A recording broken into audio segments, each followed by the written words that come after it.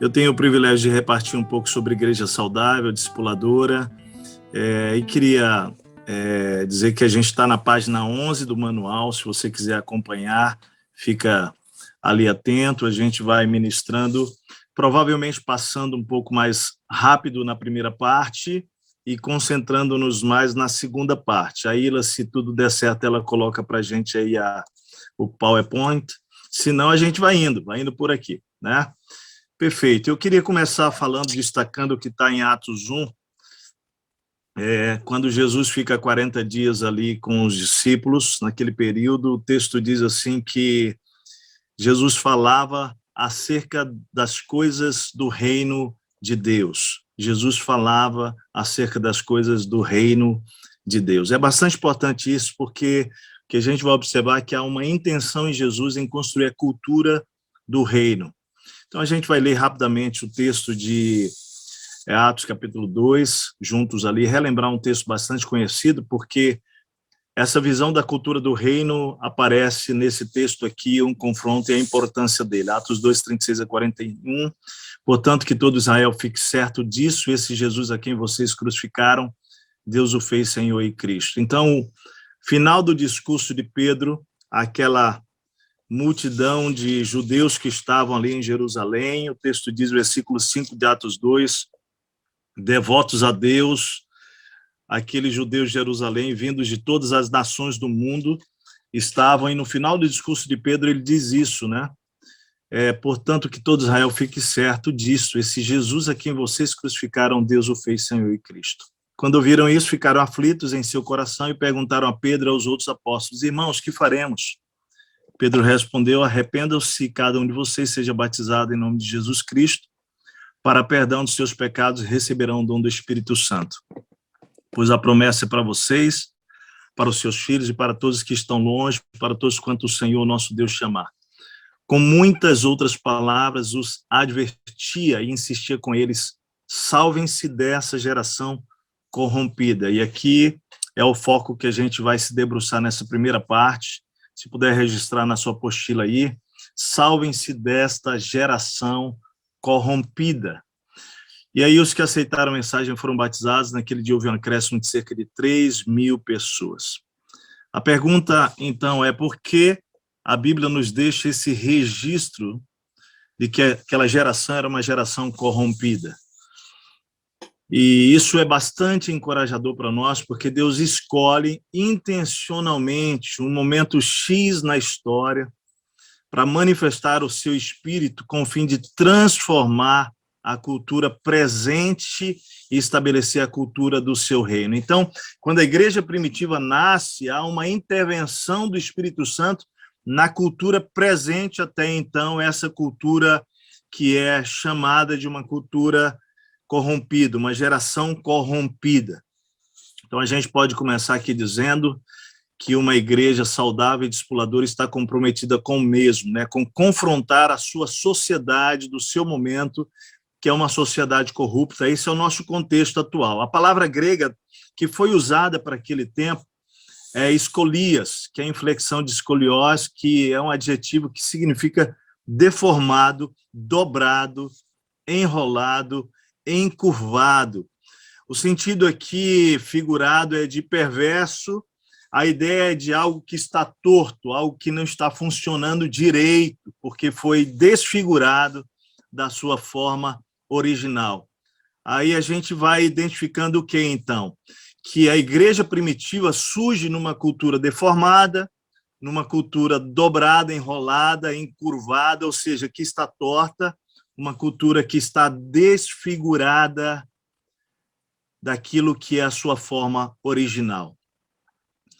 Eu acho incrível pensar nisso, porque essa igreja que começa, então, pelas casas, o texto seguinte, seguindo ali, quando a gente olha para Atos 2, 42 e 47, vai nos mostrar aquele movimento, né, que acontece, onde essa igreja, depois de 3.000 pessoas convertidas, eles começam a se dedicar ao ensino, à comunhão, partir do pão, orações, cheios de temor, maravilhas acontecem entre eles, eles estavam unidos, tinham tudo em comum, vendiam propriedades, bens, distribuíam de acordo com a necessidade.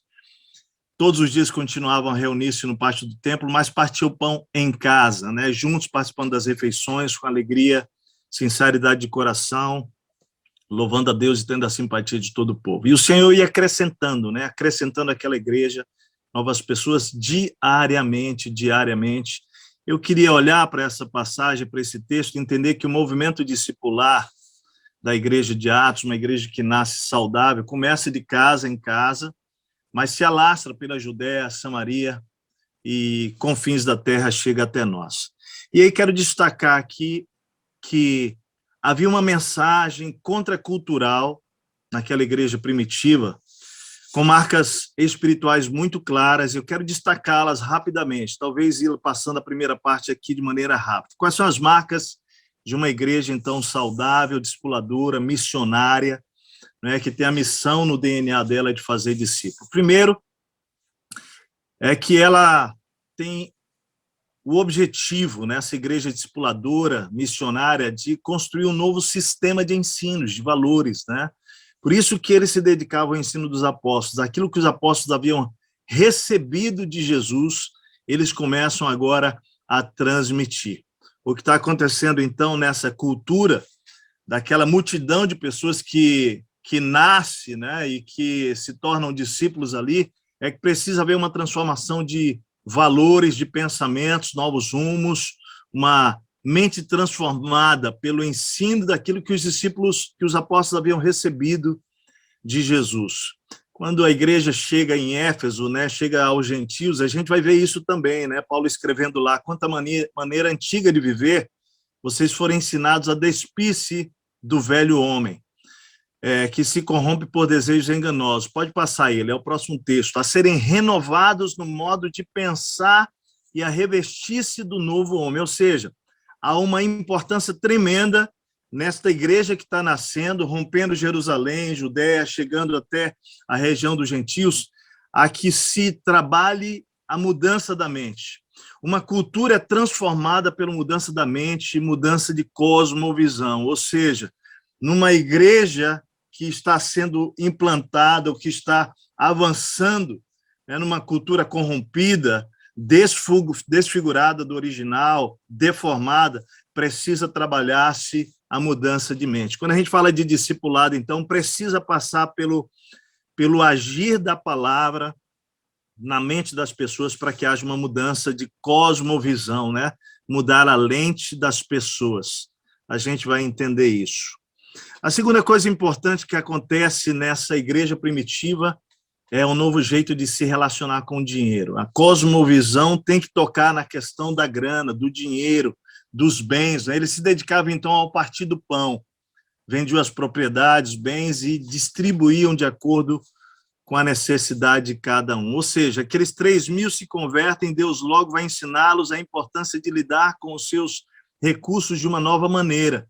Eles precisavam agora partilhar aquilo, eles precisavam distribuir, eles precisavam repartir com os menos necessitados. Isso vai aparecer também lá na cultura gentílica, entre os efésios, o que furtava não furte mais, antes trabalhe, fazendo algo de útil com as mãos, para que tenha o que repartir com quem estiver em necessidade. Olha o poder do evangelho mudando a cosmovisão, né? Ao invés de furtar, agora trabalha, e não só trabalha, mas trabalha para si, mas também para repartir com o necessitado. Esse é o poder da transformação de uma cultura. O lucro na cosmovisão do reino é a piedade com contentamento. Paulo escreve isso a Timóteo, capítulo 6, e vai ensinar ser rico em repartir. É muito lindo. Então, a gente vai entender que na cultura do reino, a definição de posse é usar os recursos, todos os recursos que Deus me confiou para amar a Deus e amar pessoas. Possuímos para repartir. Na verdade, a cultura não é nem de posse, a cultura é de mordomia, somos mordomos, maioridomos, né? Cuidamos das coisas do rei para repartir com os que estiverem em necessidade. E aí vamos vendo que prosperidade não tem a ver com a quantidade de recursos, mas com o que você faz com eles, né? Nunca tivemos um tempo tão propício para repartir a nossa geração. Terceira coisa que a gente vai vendo nessa cultura é que a cultura da igreja primitiva vai sendo mudada também quanto ao padrão de relacionamentos, uma cultura de unidade, de comunhão. Eles mantinham-se unidos, se dedicavam intencionalmente à comunhão, né? Agora há pouco, nosso querido David estava falando sobre isso, sobre os 3 círculos, a importância de estar mais próximo, né? Investindo tempo intencional para comer juntos, para criar vínculos. Os que criam mantinham-se unidos e tinham tudo em comum, partiam pão de casa em casa, participavam das refeições. Temos entendido a importância de, mais do que nunca, nesse tempo que o Covid nos isolou geograficamente, fisicamente, de resgatar a importância, né, de que nós não nos isolemos emocionalmente, porque isso não é o plano que Deus tem para nós. Jesus faz essa oração em João 17, né, deles a glória que me deste, para que eles sejam um, assim como nós somos um. Eu neles e tu em mim, que eles sejam levados à plena unidade. Quer dizer, essa questão de uma igreja que rompe com o individualismo é uma igreja que está sendo uma resposta a essa oração de Jesus registrada aqui no capítulo 17. Sabemos disso, que o poder do testemunho de uma igreja no mundo passa pela unidade da igreja, porque Jesus fala isso, que nós seríamos conhecidos pelo amor um ao outro, né? Então, Efésios 4, 31 a 32, vai falar também sobre essa cultura de unidade. A cultura do reino produz um novo padrão de relacionamento. Por último, essa cultura do reino de Deus, ela vai romper também com um dos maiores problemas do ser humano, que é essa vida onde ela é vivida a partir do seu próprio poder, da força do seu braço, né? Mas quando o reino de Deus chega, a cultura da força do braço, ela é mudada, ela é alterada, né? Para que a gente possa viver a cultura do poder do Espírito Santo. É por isso que a igreja, aqueles 120 precisam ficar em Jerusalém esperando o poder do Espírito Santo, esperando o Espírito Santo que lhes daria poder para todas essas coisas aqui.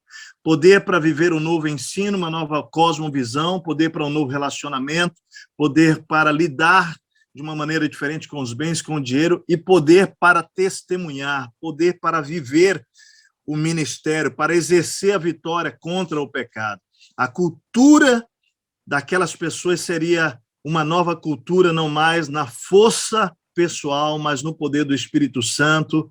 E aí a gente vai ver essa fonte de poder que é o Espírito, mas que parte desse princípio que falamos até aqui agora, de um relacionamento pessoal com Deus, de oração, de palavra, né, onde eles se dedicavam às orações, louvavam a Deus. E essa igreja, então, do primeiro século, que possuía uma vida de intimidade, uma vida de louvor, de busca por encontros contínuos com Deus, colhia ações de poder, não é? Colhia ações de poder, o texto bíblico diz isso, né? Todos estavam cheios de temor e muitas maravilhas e sinais eram feitas pelos apóstolos. Logo em Atos 3, a gente vê essa experiência riquíssima da cura do coxo, quando clama por socorro e Pedro diz, não tenho prata nem ouro, mas o que tenho lhe dou, em nome de Jesus Cristo Nazareno, ande, segura pela mão, ajuda a levantar aquele homem que se coloca em pé, os tornozelos do homem ficam firmes e ele sai saltando, começa a andar,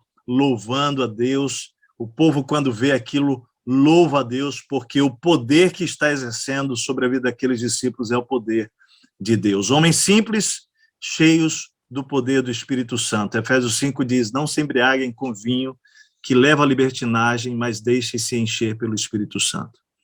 A conclusão dessa primeira parte aqui é que o resultado da igreja primitiva, por viver essa cultura na vida dos discípulos, é que o Senhor faz com que seja acrescentada diariamente os que iam sendo salvos, eles caem na simpatia do povo, né? Esse é o resultado de uma igreja cheia do Espírito Santo, e é o que nós estamos buscando aqui enquanto homens e mulheres de Deus, uma igreja discipuladora.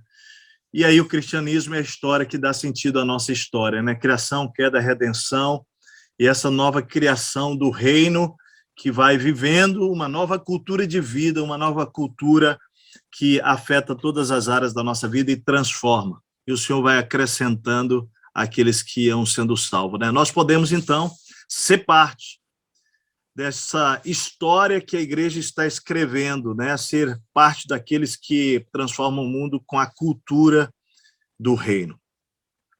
Então, olhando para essa introdução importante de que uma igreja discipuladora ela tem que implantar a cultura do reino, eu queria aqui falar de 5 iniciativas práticas indispensáveis para a igreja discipuladora de hoje. A primeira delas é que a igreja precisa continuar sob o governo do Espírito Santo. A igreja primitiva nasce